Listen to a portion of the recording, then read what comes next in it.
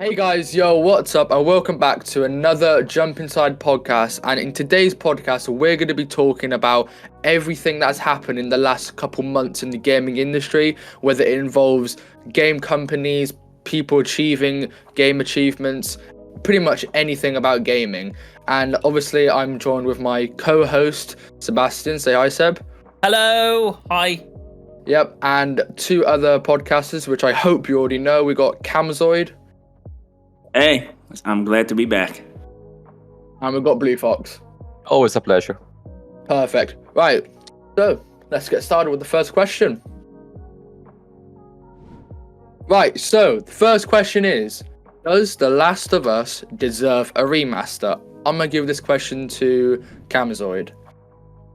Honestly, doesn't this feels more like the company wanted to earn money again from its fans and its consumers? I feel like it's just a total waste of the studio's effort to literally remaster a game that just came out a few years ago. The game's already solid, and you can update it from your PS4 to PS5, so it doesn't feel like it's necessary to have a remastered. And all they did to this remastered was add a new mod to the game. That's it, and the mod's not really that fun. Compare that to like God of War Ragnarok. After a whole year, they've got the studio released a whole new DLC for free, and the DLC is quite long than some games released this year. Now that is a studio that actually cares for its consumers and for its players and all. But Last of Us 2 doesn't deserve a remaster at all.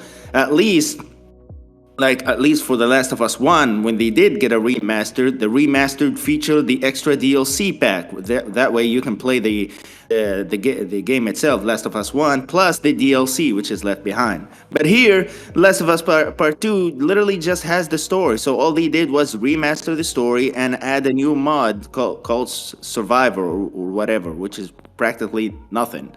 Yeah, I agree with you because I haven't actually played The Last of Us, but obviously I've seen videos. I don't actually think it needs a remaster, The Last of Us 2, because it still looks pretty modern in today's age.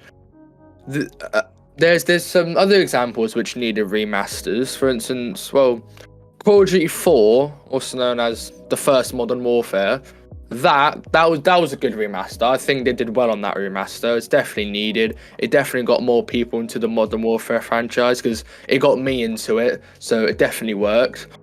Also, Resident Evil had its remaster. That was a big remaster. That was amazing, and it got added to Game Pass recently. So if you have Game Pass, you can obviously check that out.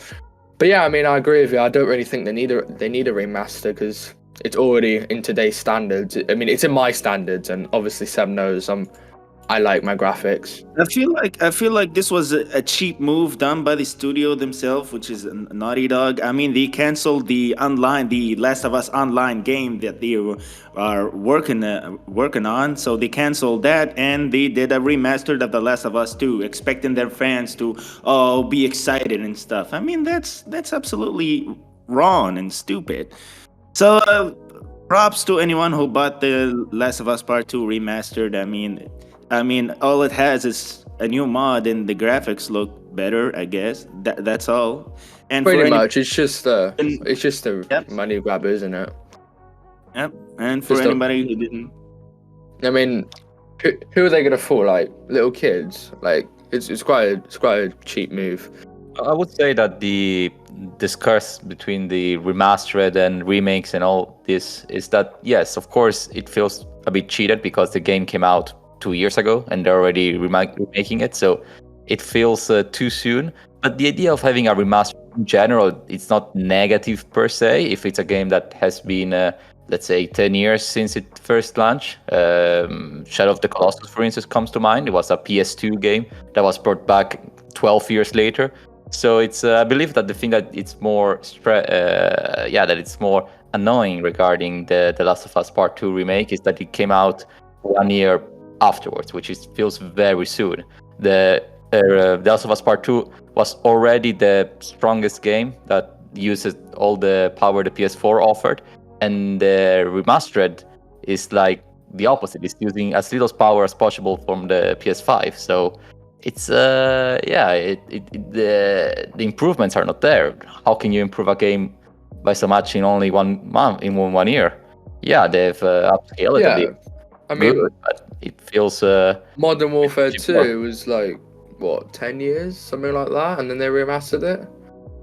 Yeah, I mean, 1 year remaster a game, there's pretty much no point. You just want more money. I mean, I don't know why they need more money. They already did amazing on the first one and obviously the second one. I feel like the studio, Naughty Dog Studios, did the wrong move here. I think that if instead they went the same way as Santa Monica Studios, the creator of God of War Ragnarok, and instead crafted like a DLC for that adds more into the story, or crafts like a whole other story. Let's say they make a DLC that focuses on the portion of the story for one of the characters, which is Tommy. If they actually would have made a DLC that focuses on Tommy, I'm pretty sure would have sold very well, more than how the remastered sold. If they've done that, then I myself personally would have bought it and would have been really excited to play as a character that I love. But instead, they just remastered the game that I already know and I already play, and I already know that the graphics are good and everything is all good. So basically here, I think that the studio, Naughty Dog Studios, made the wrong move and did something that to me felt wrong. I'm going to say one thing on the end there. We've only got 4 more years to wait till the next remaster from Naughty Dogs comes out. Let's be fair. Yeah. They'll probably announce another remaster next year. Who knows? This is a remaster of the remastered game. Yep. That's what's gonna happen. Why play new games when you can play the old ones again? Why play the old ones again? I'm calling it right now in this podcast. 2026 Last of Us Part 2 remake. Bam. The Last of Us Part 2 remastered remake. Yep. Yeah. They're gonna remaster. They're gonna remaster. There you go. If it happens, you've heard it. To be fair, we are joking and laughing now, but do keep in mind that GTA 5 was remade twice. It was remastered from the PS3 to the PS4, and it was the first game to launch in the PS5. So it's not out of the question. It's not. It's possible. It's Kami, but it's if they made it, then who's stopping the others? Yeah. Let's just keep our minds open about it. Anyway, next question. So, what do people think of the upcoming Bethesda Fallout series? I'm going to give this one to Seb because I know he's an absolute die-hard fan of it. So, go on, Seb. Yes, I love Fallout. I love the series Fallout. It's such a good trailer. It's such a good trailer of what I've seen so far. However, my question is, and it's like, the trailer was good for the Halo series, and I'm also a diehard Halo fan. I absolutely love Halo. So there were so many little tweaks that I just couldn't hook myself onto that particular series. If you're going to create a gaming series and something like that, it has to be an extra, and it can't be for me personally, it can't be it can't be its own full-on series. It has to be an extra part of what the game world is offering. And I'd say a 6-episode, half an hour each episode type of series. It's got to be something short, sweet, something to test the waters, something to bring in the gamers and to make them feel like it's a series that goes along with the game. If it's going to be like Halo and it's going to be like a full-on 10-episode series and each episode is an hour long, you're going to be there for 10 hours trying to consume as much information as the game wants to push towards you, and it does have the ability to disconnect you from the gaming series itself if you're a type of person that wants to consume every bit of information of that particular game, because maybe you might be into the game but you might just not be into the TV series part of it, which is something that can just disconnect players. So I have worries about it.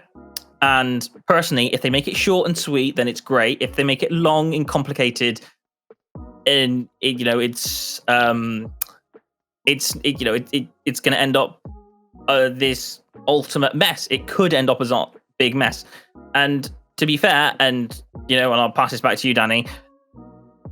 Fallout is a complicated game. It's got a lot of information it has to push forward into its thing, and can it do it well? That's debatable on the series. I mean, I never was really. To be honest, I'm not really a fan of RPGs. I don't know why I didn't like Fallout. I mean, GTA, RPG, right? Yeah. Yeah. Of course, everyone loves that game. Resident Evil 2, kind of like a RPG. It's not totally open world, but it definitely has a lot of open world in it. But I don't know, Fallout, I tried playing it, just never really clicked. But I get what you mean by some people might just like the series than the actual movie. That might happen to me, because obviously I prefer series than movies.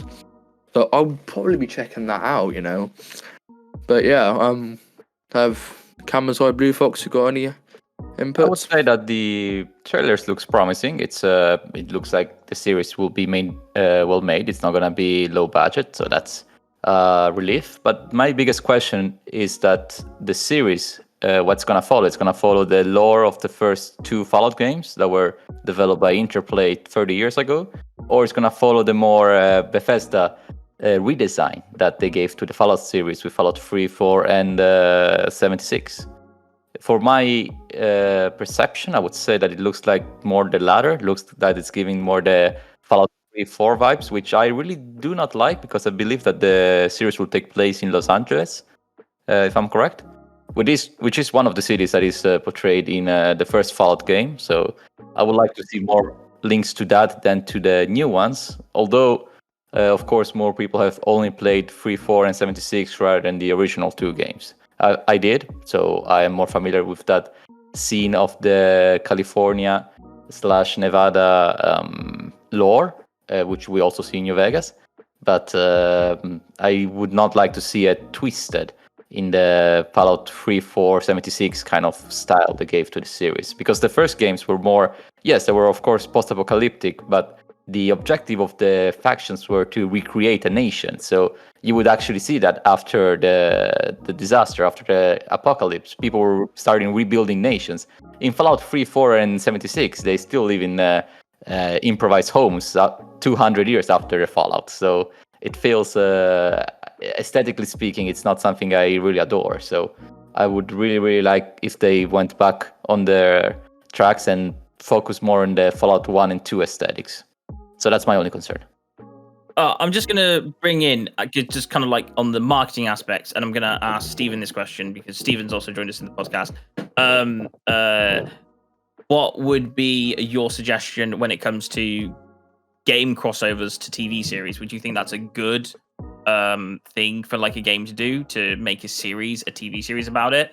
Or do you think that people are just not going to click with it? I think the latter, really, Seb and guys. I think it's they should both occupy their own universes. I think it's a bit trite when they start to try and do a crossover onto TV. So let the gaming universe just be part of the gaming universe. Television series just be part of the online streaming media. That's my So do you take. think a crossover is okay, or do you think they should still be separated? Pretty cool. I mean, what do they do well, crossovers? I mean, I don't think games have really taken TV series much, and I don't think TV series has crossed mainly with games that much. I mean, they've tried to do it. There hasn't been a great success rate. Yeah. But I think it works well the opposite way when they take a film and they game from it. Like, I think it's like Hogwarts. They, Hogwarts Legacy movie to game. Yeah. It had similarity, which is fine, but it wasn't entirely. Like, there was no Harry Potter, there was no Ronald, whatever. I think Hogwarts did really well. If they do the same with Fallout, for Hogwarts Legacy, they basically took the concept of Harry Potter, the whole story of Harry Potter and all, and basically made a game out of it. It didn't implement the story of Harry Potter itself within the game. It took that concept and turned it into a game, their own game. Obviously with a lot of rights, but that's totally a different thing. But yeah, if they do it like that, Fallout, I think it'll go really well. I don't know about that. Perhaps it will, but I think for me, I'm not someone who's a huge fan of the Fallout series. Basically, I'm not a fan at all since I don't follow it. But when it comes to the success of the Fallout series, they have to follow a script. Basically, they have to know Fallout itself. They have to know the lore about the game, the stories of the game, and basically all of the lore. So when they are turning that into a series, they have to know what they are doing, where they are starting, and where they are ending. Unlike what happened with Halo's, since the director of the Halo series is someone who doesn't know about the lore of the game, didn't play any of the games to understand the story, and just basically went in there and crafted a story of his own. Many people didn't like that because it feels like it's not the Halo that they all know. And I fear that for the Fallout series. I don't want another series that's based on a video game to fail because the director or the creators of this series don't know nothing about the game itself. I just hope that they know the lore and they understand the lore and the stories of the Fallout games. So when the series comes out and the people watch it, they feel like what they are watching, they understand and know since they are the players of the game.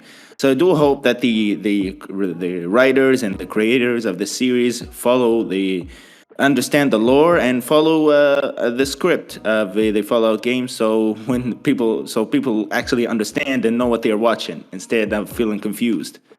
Yeah, that was my concern I was referring to, because I'm afraid that they might just do looks like Fallout, and then it's nothing like Fallout, it's just the aesthetics of it, rather than to follow the plot of the actual games that take place in California, which take place in Los Angeles.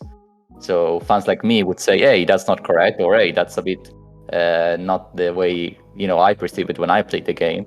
So it's a bit of a gamble. I hope that it pays off, but we'll see. Yeah, just to wrap it up, personally, I like what Steven said on the whole, can it work, but leave them in their own separate kind of universes. And then what you said, Danny, around about the Hogwarts Legacy thing. I think the best ability for a Hogwarts Legacy game, is you've got the ability to bring that series in its own separate timeline and to not have that Harry Potter connection, which is great. However, when it comes to Fallout is basically a time period, and you can't really avoid the time period. You can't change things around. It's got to be Fallout, which has to be in a destroyed universe with all these creatures that you've learned about in the game world. You can't change that information. I think they might. So, in Fallout 4, they show the mum and dad and kid going to the, Exactly. Yeah. In the game, do they tell you why the bomb happened? They haven't really explained that part. That would be quite interesting. Right.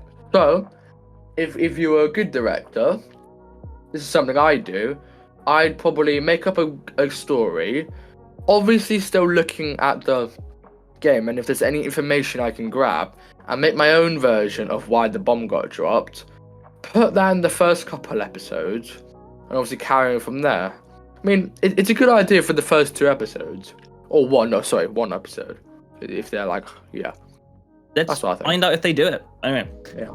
The Return of Dragon Age, the upcoming Dreadwolf game. I give this to Blue Fox. Well, I've not played the Dragon Age series, so I cannot comment if it's something that the fans have awaited for a long time. It has been, I believe, 10 years since the Dragon Age Inquisition was released. I think it was still in the PlayStation 3 or maybe PlayStation 4, but it was still quite a long time. And it's of course exciting, but the BioWare developers have not made the most promising games lately, with the Mass Effect Andromeda, I believe, in the last project. So it's we have to be careful. We have to see if and Anthem. I forgot about Anthem. That also was quite a big flop. So it's they really have to have worked quite hard for this new project. And well, we just have to see. We have to see because also the competition is quite stiff this year with Dragon's Dogma 2 and of course Baldur's Gate 3, which was released later last year. So will the new Dragon Age game will be a new step and compete with these other titles, or will it just be another Dragon Age like the old ones? Yeah, what you said, I don't know anything about it, so I can't really say anything, but I believe Seb knows a bit about it as well, so let's hear Seb's thing. Yeah, here's my thing about that whole game in total. I absolutely love Dragon Age. Dragon Age is like part of my core. It's one of the things that really got me into gaming. I love the storytelling in that game. I think it's excellent. One thing that I worry about, because when Mass Effect first came out, yeah, it was registered with Microsoft and all that kind of stuff, and it just, it wanted to create this game world. When they came out with Mass Effect 2, all the best parts of Mass Effect 1 were left in, and everything that the fans didn't like about it, they left out. They've always made like the Mass Effect series towards the fans. Just between Mass Effect 3 and Mass Effect Andromeda was quite a big gap. It had to latch on to a new audience. And here's my thing. When you release a game like the next Mass Effect game, you're gonna have to release it to, quite soon, because those fans that are into Andromeda, you've kind of turned the fans into either they like the game or they don't like the game, and they'll give you their ideas, and then you've got to use that information and straight away start building up to your next game. And you can't have a major length gap. When it comes to the Dragon Age part, where it's Dreadwolf, I've been looking forward to Dreadwolf for so long. But I say that, and I look at the time delay between Dreadwolf and the previous game, and I'm like, are fans still going to love and remember this story that was given to them back in 2009? And they've, there have been updates and updates about this game, and and the last time we saw a Dragon Age game was sometime 2014, and now we're gonna get like probably the main trailer for this game and the date for this game coming up hopefully in the Summer Game Fest, which would be great if we got the dates so we can actually look forward to something. But at the same time, it's been quite a long time. It's been 10 years since we've properly seen a Dragon Age game properly, and I'm like, am I still going to connect to it the way I connected to it? Are the rest of the fans still going to connect to it? Because otherwise, they're going to spend a lot of time, effort, and money into a game that you gotta wonder: is it going to work out? Is it still going to appeal to people? Are people still going to remember it? I mean, the gaming world changes quite a lot. Like, free roam games have always changed, or have always had to change the way they do their games, because fans constantly change. There's always new fans coming in, and there's always old fans going out, and there's always dedicated fans that like it a certain way, and you've got to go, well, are our fans still actively following us? And that's kind of the question. Are you trying to release a new game and introduce it to new people or not? That is the question for BioWare right there. I don't have much to say. I am a little bit scared for the new Dragon Age because of the reputation of BioWare for the games they have released before this. I mean, BioWare has fallen apart. Many of the its best directors and designers and all left the studios, and EA took the studio and practically destroyed it. So I have my doubts on the game. But I do hope that they can pull off a miracle and release a really well-made, passionate game. The new Alone in the Dark game starring David Harbour. Danny, you know about this more than me, but I absolutely love David Harbour in the whole series of what's the series called? Stranger Things. I love him in that, and I love the fact that he's now gone and made movies, and he's now come to this game, which is the perfect game for him. When I think of this game and I think of the horror level that David Harbour would go towards, I'm guessing it's going to be very similar to the horror levels of Stranger Things, which is kind of like my perfect soft spot for horror. Yeah, I mean, obviously we did a video about Alone in the Dark, the beta demo thingamajig. It was definitely a creepy game. It definitely had that sense of like on the edge of your seat. To be honest, I kind of stopped watching Stranger Things. I kind of just got it a bit too much like this teenage drama, and I just didn't really like it. But now it's a game, and I know that actor. I think the game could do pretty well. I think it's going to be a pretty good hit. I agree. I mean, if you want to do a horror game and you get a horror actor in, it's going to emphasize to people, yeah, it's a horror game. And exactly, yeah. And also, people are going to be attracted to it because of the actor. But exactly. What were you saying? I think the only issue with horror games is how they do their levels, how many levels there are. Like, for example, you start playing a horror game, it's really good at first. Halfway down the game, you start getting used to the spookiness of it, and you're like, yeah, it's getting repeated now, and you're kind of used to it, and it stops becoming scary, and it turns into a all right, now I know how to fight back situation, and it turns less scary. Whereas like a horror movie, you're always scared of a horror movie because you're like, it's the yeah, but it's a story though. It's real people. Yeah, it's exactly. Yeah. So hopefully you don't go halfway down this game and it starts becoming too easy. You know what I mean? I like the fact that they've made kind of like a very tiny demo.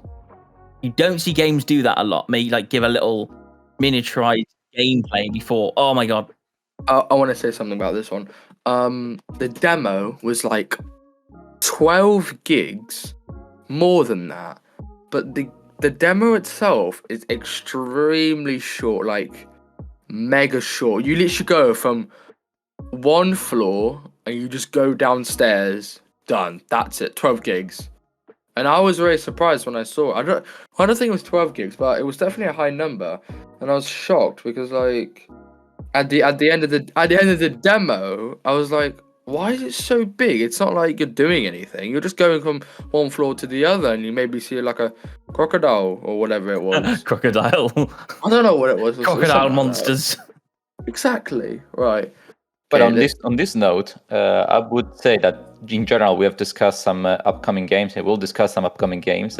I would really love to see more demos rather than trailers, because then a demo, even if it's just walking down the stairs, at least gives you kind of an idea of what the game is, how it runs, what's the feeling, what's the gameplay, what's the premise. It's much more true than a CGI trailer. So in this regard, I have to praise the developers of this game. I think this question will go for everybody. The Kid Who Beat Tetris and the Sky Reporter, who everyone dislikes because she said stuff along the lines of like, oh, you should go outside, stop spending all your time on just a silly little game, something like that, which was a bit disrespectful. I mean, come on, man. Like, what did she expect? She thought that she's gonna look cool and everybody's just gonna applaud her and be talking about her and everything. She made herself look absolutely ridiculous, thinking that she's an all-knowing and everything, and gaming is bad and it's a useless habit and all. She basically doesn't know what she's talking about. I'm not someone who knows, who's a major player in Tetris or played the game. I know it, and I know that it's a challenging game, and the fact that this kid did this still stuns me because it looks like it's something that's very difficult and challenging, and it takes a lot of time. And the fact that she comes in and just tries to make herself look cool and funny and all that, but she got ridiculed by the people on the internet, and it's a fact in life. You don't mess with gamers, otherwise you're just gonna make yourself into a meme. She's basically now a meme.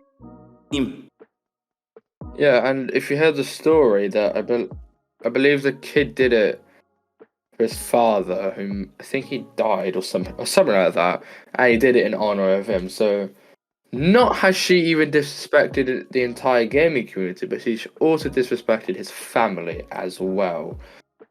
And obviously, like I said, Tetris is a hard game and everything. I'm just gonna step in right in here, and Stephen is with Stephen. You good? Yeah, I'm good. Right. Okay. Stephen, in case you don't know Stephen's background, Stephen is a journalist. Like he's a professional journalist, and when it comes to Sky News journalism, that's representing like the community of journalism. Yeah. So how does that? What would you say is like an effect from you? Is that professional? Well, your standards. Carry on. Well, yeah. I mean, as a journalist, you're there to report facts. You're not there to give an opinion. So I think the fact that she overstepped that sort of journalism tenet and sort of gave her opinion, but this has always happens in the 60s and 70s. People that ride motorbikes, I ride a motorbike, was sort of lambasted by the mainstream to be countercultural. Now people picking on sort of trans movement people and gamers really. So I think it was a bit of a snide comment from her. And then she was also applauding some teenager that done well at darts. Well, I think darts is a very boring game. You know, I mean, I think yeah, it's just like exactly just wanted a 10 minutes of fame, but I think it's probably damaged her career to a certain extent. I don't know what sort of sanctions Sky's put onto her career, or they've talked to her about it, but yeah, it's just not on really, is it, guys? Yeah. Let live and let live. Just what Danny was saying earlier on, by the way, is he accepted the award on behalf of his dad who passed away that year. That's the news angle, isn't it? You know, that guy would have spent hundreds of hours to get to that Tetris level. I watched the documentary on Netflix. There's a documentary on Netflix. Oh my gosh, the record hadn't been broken for many years. So that guy's dedicated himself. He could be out there smoking and taking drugs or stealing. No, he's actually sat there in front of a computer, done something quite wholesome. And it's not really for anyone else to judge that person. That person has put a lot of effort in there, just like someone playing darts or playing any other sport. And gaming is a sport. It shows skill and determination. You start going the line of saying gaming's not a sport. What about snooker? They just hit a ball. So, you know, it's a game of skill. It is a sport. We've got esports now. And I think it was just a very ignorant comment from a presenter. I would have expected better from a Sky News journalist because they tend to be the best of the best. But not in my opinion now. Tetris is a great game. I'm 44. I grew up with Tetris on the Game Boy. Fantastic game. Oldie but a goodie. I may comment the news. I would say that, of course, I agree with all the points made here. And I would say that there is a double standard, because if this kid would have played, instead of Tetris, would have played chess, for instance, and would have beaten the world champion of chess, suddenly the situation changes. We say, chess is a sport of the gentleman. It's a sport of the mind. Well, in actuality, you could say, yeah, but Advanced Wars for the GBA is much more complex than chess. But yeah, it has colors and it's digital, so it's no longer valid. And besides, I would say that it's a non-argument to discuss and derogate somebody's hobby. I don't go to people and say, oh, you watch football, or what are you doing? You are watching other people's playing. Are you not fan of playing yourself? What's the point? I don't do that because I respect everybody's decision to spend their own free time however they please, however they desire.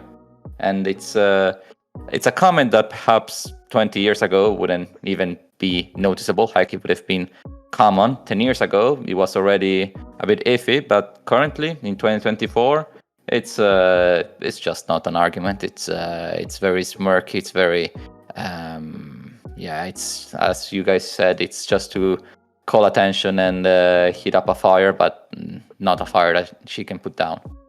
Prison Architect is coming up with a new game, but it's in a 3D realm. So Seb, my opinion, I don't like it. You don't like it? I don't like it, no.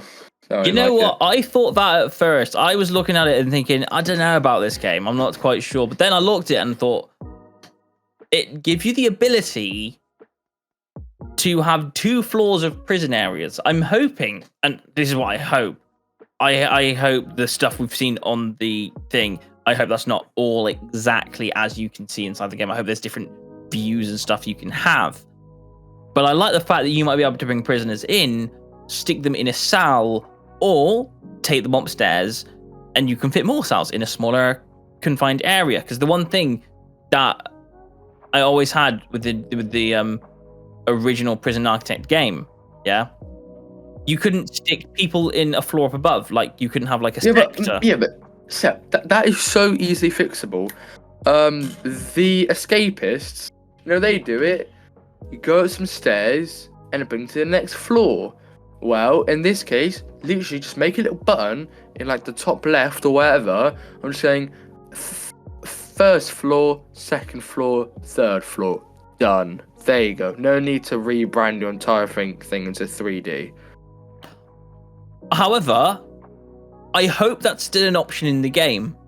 I hope 2D is still an option in this game, because if they still allow you to do it in 2D, then that's kind of cool. You've now added extra floors, you've added extra elements, you've added extra things. You can play the game in 3D, but let's still allow the 2D aspect of the game to still roll out, because I think that's very important for people who are still liking the ability of that. But if that is the case, you have got to release new extra things in the game. Every time I think about Prison Architect, I always think of that like one dimension, whatever. What is it, 2D right now? What is it in the current game? It is currently like overhead, very flat 2D feel. Yeah, I always think of that. I don't like. Yeah, it might not look like today's games, but I like it like that. It's comfortable with that. I don't. 3D just might be a bit confusing, but I don't know. Maybe just the trailer's really bad and the game was actually really good. But yeah, that's my opinion. Anyway, would you give Prison Architect a go? Prison Architect 2? Would you give that a try? What's the premise? Is it like a simulator, your prison sort of? Yeah. You build prisons and you put prisoners inside of it. You get this own open land and you build walls and you build prisons and you build different things that they have to go through. You build their life, kind of like, so you build the yard where they have to go to the yard. And you can hire prison and you bring prisoners in, but you also hire guards and all that kind of stuff to be able to run the prisons, as well. And you kind of have to be in charge of running the prison. Todd Howard takes on the creative role on a new Indiana Jones game. Blue Fox, what do you think? It's Indiana Jones. It's of course it's a bit of a shocker that I was not expecting an Indiana Jones game in general. I didn't read the news before. I didn't even know that it was a thing. But then they dropped the trailer and I said, oh, okay, this is happening now, and it's Todd Howard's project out of all people. Well, the game looks, graphically speaking, quite fidel to the original Indiana Jones. It looks quite nice. The gameplay, I'm not too sure what it exactly. From my understanding, it's a puzzle game with some action elements, but we have seen not too much of either, so it's still a bit of a mystery. And it's a bit early to say if it's gonna be a good game or not, but video games based on movies have not a very good track record, so it's I'm a bit doubtful. Can be a good game, but the premise, it's against it. Kamazoid, I was going to say, when you saw the trailer for the first time, because I presume you've seen the trailer, right? Yeah. Did you look at the thumbnail and go, oh, this looks quite sick? Click on the thumbnail, and then the immediate thing was created by Todd Howard, and your mind went immediately, the same guy that made Starfield. That absolutely didn't quite go very well. No, as soon as I saw the name Todd Howard, the first thing that came to my mind, all right, what kind of lie is he going to say this time? What? 100 temples to explore? 100,000 temples to explore. Wow. Yep. Completely different, all of them. So I'm just waiting to see the next Todd Howard lie or meme that we're going to see. Honestly, when it comes to this Indiana Jones game, I was expecting something that in the same vibes of like Uncharted or Tomb Raider. I think if they went to did something that's actually similar to those kinds of game, and with the style of Indiana Jones, I think it could have worked off better. As for the aspect of the game being for first person, I don't know. I think they should have went for a more third person, since I think it's better for that kind of style of a game, for me, of course. But I don't know about that. As for the gameplay, it does kind of look cool. It looks interesting and all. But I hope that the story is good. I just hope that they don't implement many of the let's say woke stuff that's been implemented in many games released nowadays. I just hope the story is really good, and I hope that it follows the premise of the Indiana Jones games, and they respect the lore, of course, and they respect the character, unlike in the latest Indiana Jones movie, which is a total flop, and I don't want to talk about it. And I hope Todd Howard gives us a very wonderful meme that we'll be using for the next years, of course, until his next project and next lie and everything. And I hope that they deliver. I have my doubts for this Indiana Jones games, but who knows? They might surprise me. But I just hope for one thing, that for once Bethesda can deliver a game that they actually promised from the start, instead of just lie, and then deliver a game that's just decent at best. Because Starfield's still a very strong hit in the chest to many gamers, because we've expected something big and we got something average at best. So I just bring it back to that know. old Oblivion style Bethesda, or the old Fallout 3 style Bethesda. Those were the really good ones. If I'm not mistaken, the developers of this title are the same developers of Wolfenstein. So That could be quite It's, interesting, yeah. So if anything, I hope the game is not too big. I hope the game it's well made. It's a 10-hour experience, kind of an Uncharted-like game that it's well rounded. It's not diluted. It's not convoluted. It's almost a movie to play. You play in 3 days, and that's Speaking of movie star games, I do actually like the Uncharted movie. I think it was very well done, created. If it's that level of creativity behind this game, when it comes to the Uncharted movie, this is a little off topic, but I do agree with you, Seb. But I think the reason why many people didn't engage well or like well the Uncharted movie was basically because of the actor Tom Holland did not look very similar to the character, which is why I didn't vibe with him very well, and unlike in the games when I play as Nathan Drake. When I look at Tom Holland and when I look at the main character of the Uncharted series, Nathan Drake, they don't feel the same to me, which that is I think for me the only reason why I didn't like the movie that much. As well as Sully, Mark Wahlberg's a very excellent actor, but he doesn't fit the character very well in terms of looks and the way he acted, which is why the movie is Uncharted, but it didn't feel a lot like Uncharted because the actors didn't feel like the characters from the game. That is, I think, the only reason why many people didn't like it as much. Yeah, no, I get what you're saying, and I completely when I first saw it, I was always going, can Tom Holland deliver? And I wasn't quite seeing it. However, there was a kind of a particular nod. Who plays him? What's his name? The guy that plays him? Nolan North, right? Yeah. Which is the same guy that voiced that guy from because he does whatchamacallit in the Assassin's Creed series, doesn't he? Can't picture his name.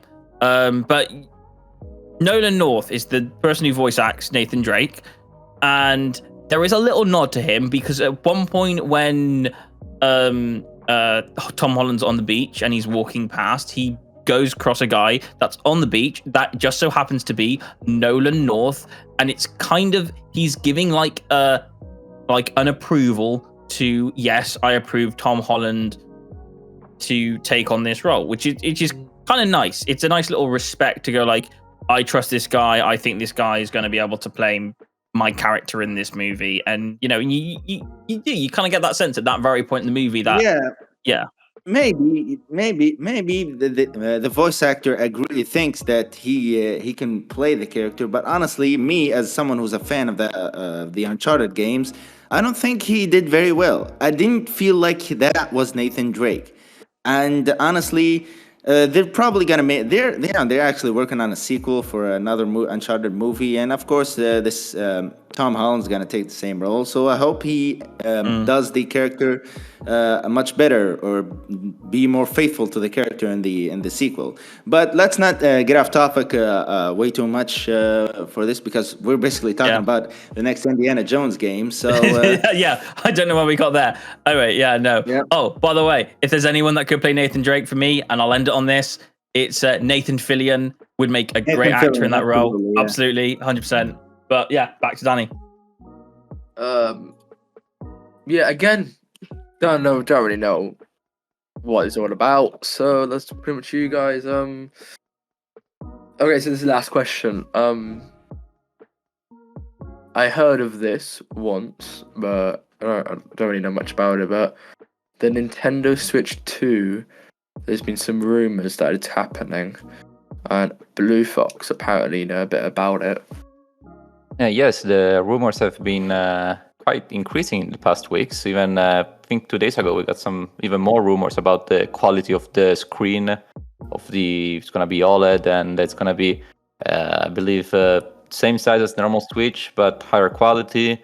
And of course, there's gonna be higher CPU, higher memory, and it's gonna be a new console. It's gonna be the sequel of the Nintendo Switch. It's gonna be a jump, for my understanding, like the PS4 to the PS5. Of course, it's a handheld, so it's going to be a little bit less powerful than a PS5. But if it's going to have a tremendous jump technology-wise, it's quite excited. The Nintendo Switch currently, I believe, can run quite good games that we have seen with The Legend of Zelda: Tears of the Kingdom recently, which is a very technical game. But imagine that with a new console. That would be fantastic.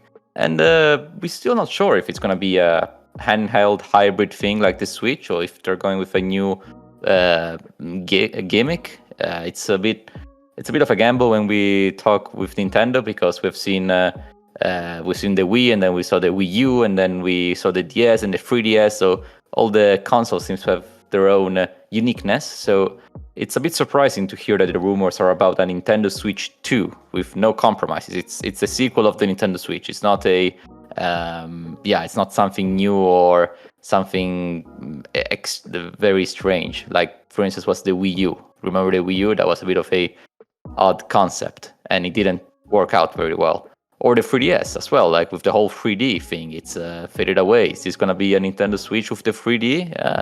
Anything can go. But hopefully, and this is just my personal opinion, I hope they go with a Nintendo Switch 2 approach. It's the sequel of Nintendo Switch, has higher processor, has better graphics, has more memory, for God's sake, because lots of games that I wanted to play, not even the internal memory can handle, so you had to buy external SDs. And I hope the library is, of course, well packed. If they bring every game from the Switch currently to the new Switch, it's already a good starting point. But I would love to see some games that really push the new technology. It's last year we've seen Tears of the Kingdom and Mario Wonder for the late part of the year being released for Nintendo Switch, and those games were pretty great. And it would be nice to see their sequels in much higher capacity. So we'll see. It's the rumors are quite strong. So saying that it might come this year as well. Of course, there is no way to prove until it happens, but I would be surprised if they don't even announce it this year. I think they might announce it this year and be released next year at most, but I think we should be expecting an announcement soon enough. Hopefully by the Summerfest. Well, me personally, I don't get what's the point of buying a Nintendo. Yeah, you can maybe play a bit older games, but this is a very provocative statement from you, but go on. if you get one and you're like, what, age 12, 13? What's the point? I mean, if that's your first console, they're almost the same price as a PlayStation, like a PS5 and an Xbox Series. A Series S is about £250. XS is like about 450, and Nintendo is about what, £300, 350, something like that. You might as well just go for a console, because most likely more people play it, and I know there's compatibility, but if you're talking about the just like the general, you're talking about the third console that sold the most out of all, after the PlayStation. Yeah, I know, but I get it why. I think there are quite many people who why, bought the Nintendo Switch. because when like parents say like, oh my god, I can get a console and it's portable, I'm so getting that. But like, if you have a choice and it's your first ever time, I just don't think you might as well just go for a bigger console. First of all, the screen's really tiny, and I know you can set it. And again, what's the point of setting it up on a massive TV? If you want to do that, just get an Xbox or a PS5 if you're gonna set it up to a TV. No. Here, I think I'm gonna disagree with you here. That is not the reason why someone buys a Switch, or that's not exactly the reason why the Switch is very successful, or the consoles from Nintendo are very successful. The reason why many people love the Switch and they buy it's because the Switch is different, and the style you play the games is absolutely different and is much more fun and engaging. And the You can games play are Skyrim on there. yeah, the games are, of course, of high quality and very fun. And something that I absolutely love about the Nintendo and its consoles is they still respect the good old school gaming atmosphere, or the way you play video games. Because to me, I feel like Nintendo is the only company that still releases games that has local 4-player mods or 2-player mods for your friends or your family. Unlike what's going on the other No consoles, microtransactions, console no games. loot boxes. Yep, absolutely. No, none of the new genre microtransactions, DLCs, or expansions. No, just Nintendo feels like a good old classic gaming experience, which is why many people love that. It's not only because of the way you play the games, which is through motion control or through many of creative ways of engaging within the game, but it's basically because Nintendo and the Switch is the only console that still feels like a good old classic gaming experience. You just chilling with you and your friends, you with the boys, couple of drinks, and you're just having a blast playing Mario Karts together, having a blast playing Smash together. I'm not all saying four of you like in the just one room. experience. The experience is fine. I just, for the amount you pay, I think that it's better value just to get an actual console. If it was No, cheaper, listen, if it was Series S price, which is about 200 quid, that's fine. But it's not. It's in between both of them. That's my problem. I mean, what's the point?